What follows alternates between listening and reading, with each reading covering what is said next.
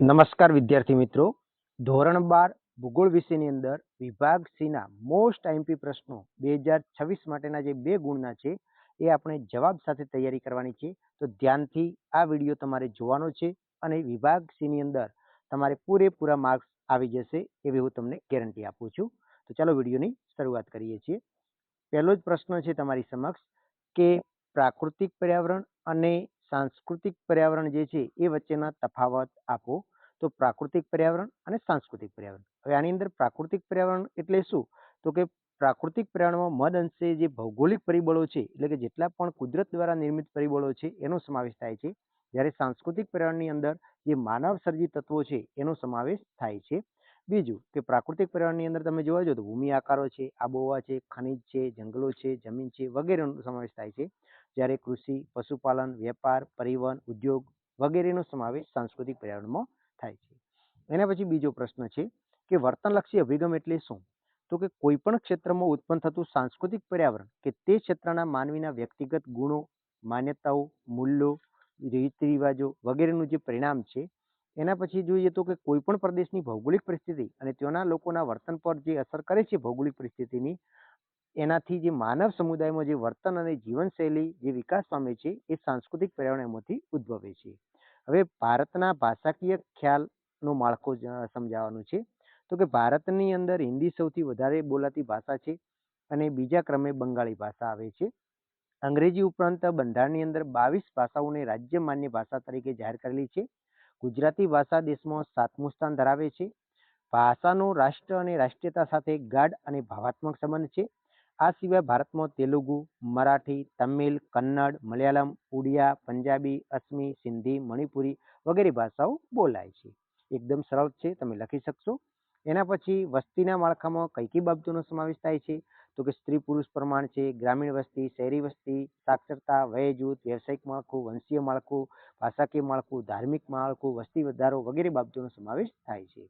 એના પછીનો પ્રશ્ન છે કે કારણ આપો કે ઊંચા પર્વતો અને ઊંચાઈએ આવેલા પ્રદેશોમાં લોકો ઓછી સંખ્યામાં રહે છે. તો કે આવા વિસ્તારોમાં ખેતી માટે સમતલ ભૂમિ નથી, સિંચાઈ કે પરિવહનની સેવાઓનો સદંતર અભાવ છે અને ઊંચાઈ પર માનવ જીવન હાડમારી ભર્યું હોય છે. તેથી ઊંચા પર્વતો કે ઊંચાઈએ આવેલા પ્રદેશો પર ઓછી વસ્તી જોવા મળે છે. એના પછી ભારતની વસ્તીને વયજૂથના આધારે કેટલા વિભાગમાં વહેંચવામાં આવી છે અને કયા કયા? તો જોવા જઈએ તો 3 વિભાગ છે. એક છે કિશોર વર્ગ, યુવા વર્ગ અને પ્રૌઢ વર્ગ. હવે કિશોર વર્ગની અંદર 15 વર્ષથી ઓછી ઉંમરના લોકો, પ્રૌઢ વર્ગની યુવા વર્ગની અંદર 15 થી 59 વર્ષની ઉંમરના લોકો અને પ્રૌઢ વર્ગની અંદર 60 વર્ષથી વધારે ઉંમરના લોકો. એના પછીનો પ્રશ્ન છે કે દ્વિતીયક પ્રવૃત્તિના લક્ષણો આપો. તો કે દ્વિતીયક પ્રવૃત્તિના લક્ષણોની આપણે વાત કરીએ તો કે માનવી કાચા માલમાંથી રૂપાંતરિત ચીજો બનાવે છે. અહીં પ્રાથમિક ક્ષેત્રના ઉત્પાદકોનો ઉપયોગ થાય છે. દ્વિતીયક પ્રવૃત્તિના કારણે પ્રાકૃતિક સંસાધનોનું મૂલ્ય વધી જાય છે અને કપાસની કિંમત કરતાં તેમાંથી બનાવેલા તારની કિંમત વધી જાય છે.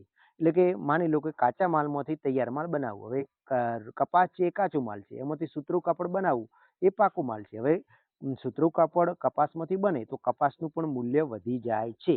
આ વાત અહીંયા સમજાવવામાં આવી છે.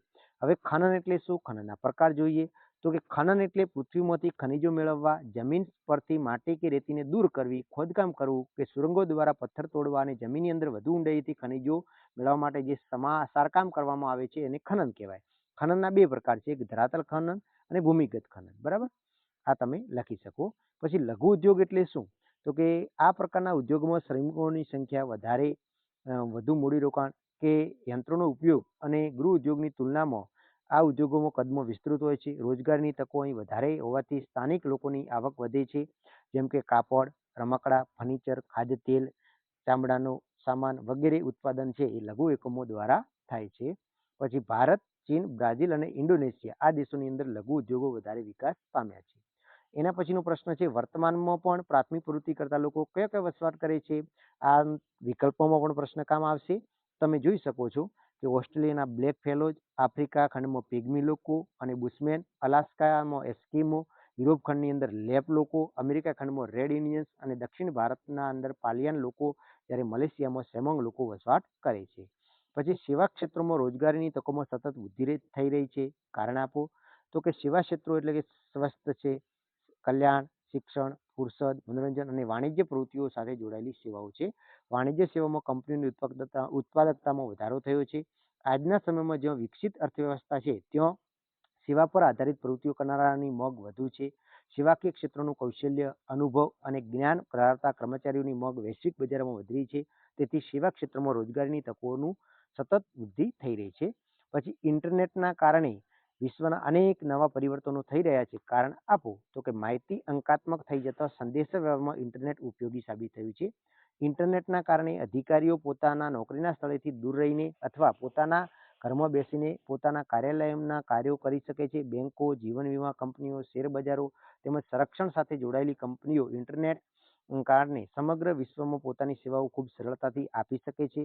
બેંકો પોતાની મૂડી કોઈપણ દેશમાં થોડા જ સમયમાં સ્થળાંતર કરી શકે છે.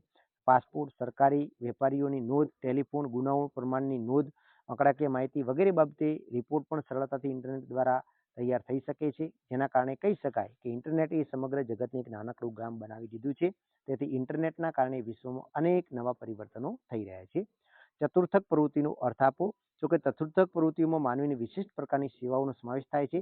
ચતુર્થક શબ્દનું તાત્પર્ય એ છે કે તેના સંબંધી ઉચ્ચ બૌદ્ધિક વ્યવસાયોથી જેનું કાર્ય ચિંતન, સંશોધન અને વિકાસ માટે નવા વિચારો આપવાનું છે.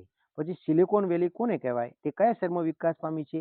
તો ઇન્ફોર્મેશન ટેકનોલોજીના સંદર્ભે ઘણા બધા વિકસિત ઉદ્યોગ ગૃહોનું એક સંકુલ એટલે સિલિકોન વેલી, જે યુએસએના બોસ્ટન, કેલિફોર્નિયામાં સિલિકોન વેલી ઔદ્યોગિક સંકુલો એટલે કે વિજ્ઞાન અને ટેકનોલોજીના પાર્ક તરીકે ઓળખાય છે.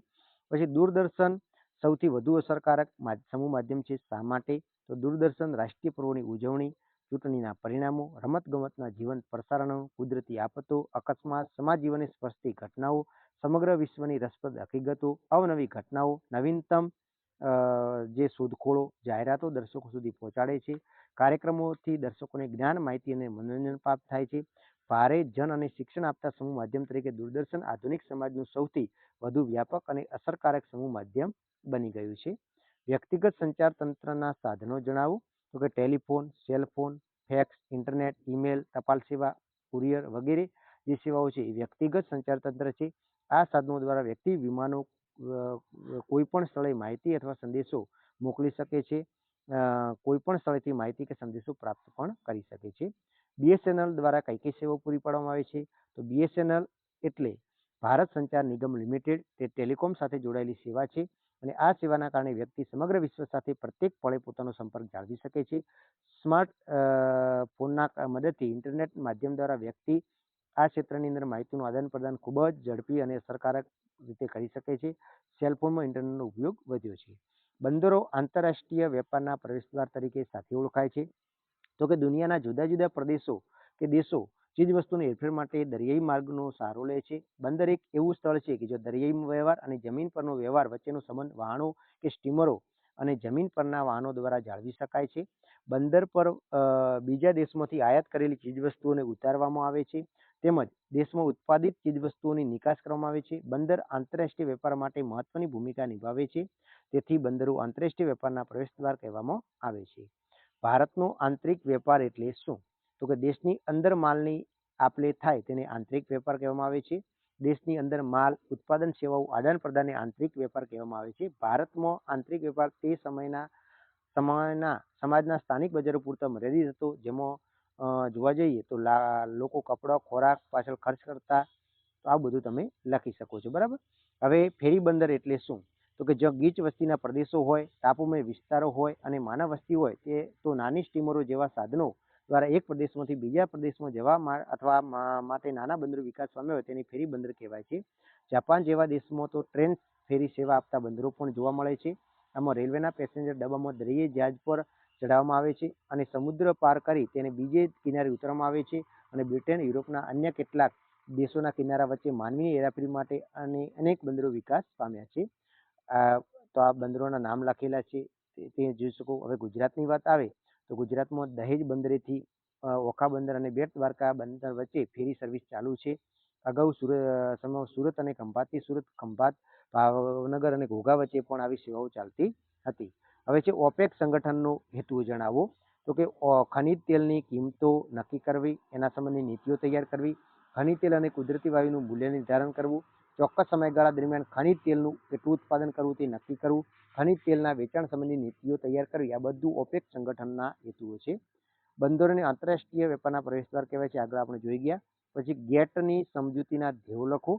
તો કે ગેટની સમજૂતીના ધ્યેયો જોઈએ જુદા જુદા દેશો વચ્ચે વેપાર સંબંધો પ્રવર્તતા ભેદભાવો દૂર કરવા, આયાત જકાતો ઘટાડવી કે નાબૂદ કરવી, વેપાર આડે આવતા અવરોધો દૂર કરવા અને વિકાસશીલ દેશોની ઔદ્યોગિક વસ્તુઓ માટે વિકસિત દેશોના બજારો સુલભ બનાવવા. એના પછી ભારતમાં શહેરી વસ્તીના માપદંડ કયા કયા છે? તો 3 માપદંડ છે. એક તો કુલ જનસંખ્યા 5,000 થી વધારે હોય, વસ્તી ગીતતા પ્રત્યેક ચોરસ કિમી દીઠ કેટલી? તો કે 400 થી વધુ હોય અને કામ કરનારા લોકો કે જે 15 વર્ષથી વધુ ઉંમરના પુરુષો બિન ખેતીકીય આર્થિક પ્રવૃત્તિ સાથે સંકળાયેલા હોવા જોઈએ. ગ્રામીણ વસાહતના લક્ષણો કયા કયા છે? તો તમે લખી શકશો કે ગ્રામીણ વસાહતમાં વસતા પ્રાથમિક પ્રવૃત્તિ કરે છે ખેતી, ખનન, પશુપાલન, વનીલ પેદાશો એકઠી કરવી, મત્સ્યન પ્રવૃત્તિ, આ બધી પ્રવૃત્તિઓ કરતા હોય છે. પશુપાલકો વ્યાપારિક ધોરણે રોકાણ કરી વધુ આવક મેળવી શકતા નથી. શા માટે? તો કે ઔદ્યોગિકરણ અને શહેરીકરણના કારણે પશુપાલન વ્યવસાય માટે જરૂરી ચારણ ક્ષેત્રોનો વિસ્તાર અને ગુણવત્તામાં ઘટાડો થયો છે. બીજું કે પશુપાલન પ્રવૃત્તિમાં પશુઓની કિંમત, ઘાસચારો અને પશુ ચિકિત્સકો મોંઘા બન્યા છે. પશુપાલકો પશુ પેદાશોનું વળતર ખૂબ જ ઓછું મળે છે. આ બધી સમસ્યાઓના કારણે વ્યાપારિક ધોરણે પશુપાલકો રોકાણ કરે છે પણ તે વધુ આવક મેળવી શકતા નથી. પશુપાલકો વ્યાપારિક ધોરણે પશુપાલન કરી શકે તે માટે સરકારે કઈ કઈ સેવાઓ પૂરી પાડવી જોઈએ? તો એક તો તેમને સરકાર દ્વારા પશુપાલકોને ખાસ પ્રોત્સાહન પૂરું પાડવું જોઈએ. પશુપાલકો માટે ખાસ વિસ્તારો જાહેર કરવા જોઈએ. પશુ ખરીદવા અને તેના સારા ઉછેર માટે તબેલા ગામના નિર્માણ માટે સરકારે આર્થિક સહાય આપવી જોઈએ. પશુ સંપત્તિ આધારિત ઉદ્યોગોને કરવેરાથી છૂટછાટ આપવી જોઈએ. પશુપાલકોને ઓછા દરે ધિરાણ પણ આપવું જોઈએ. પછી સંસાધનોનું વર્ગીકરણ કરો. તો સંસાધનોનું વર્ગીકરણ જોવા જઈએ તો માલિકીના આધારે, પુનઃપ્રાપ્યતાના આધારે, વિતરણ ક્ષેત્રના આધારે અને ઉપયોગના આધારે થયેલું જોવા મળે છે. ભૂમિગત સંસાધન સાથે જોડાયેલી સમસ્યાઓ કઈ કઈ છે? તો ખેતીલાયક જમીનમાં ઘટાડો, અતિક સિંચાઈથી ક્ષારકરણ, જમીનનું થતું ધોવાણ, નિર્વનીકરણ અને સઘન ખેતી. નીચે આપેલી માહિતીનું મધ્યક શોધવાનું છે. તો મધ્યક શોધવા માટે આપેલી જે સંખ્યા છે આંકડાકીય માહિતી એને ચડતા ક્રમમાં ગોઠવવાની છે. પછી તમારે મધ્યકની કુલ સંખ્યા છે એને n એટલે કે જે આવે એને મધ્યક વડે ભાગવાથી તમને મળી જાય. એટલે કે મધ્યક નું સૂત્ર છે m x બાર બરાબર સિગ્મા xi ભાગ્યા n. આવી રીતે તમે કરશો એટલે તમને મળે. બહુલક પણ એકદમ સરળ છે. હવે આંકડાકીય માહિતી એટલે શું? તો કે પૃથ્વી સપાટી ઉપર કુદરતી અથવા માનવસર્જિત તત્વો આવેલા હોય છે અને આ તત્વો પ્રાદેશિક વિતરણની માહિતી જે ભૌગોલિક માહિતી કહેવામાં આવે છે. પછી ટપકા પદ્ધતિમાં ટપકા દોરતી વખતે કઈ કઈ બાબતો ધ્યાનમાં રાખવાની છે?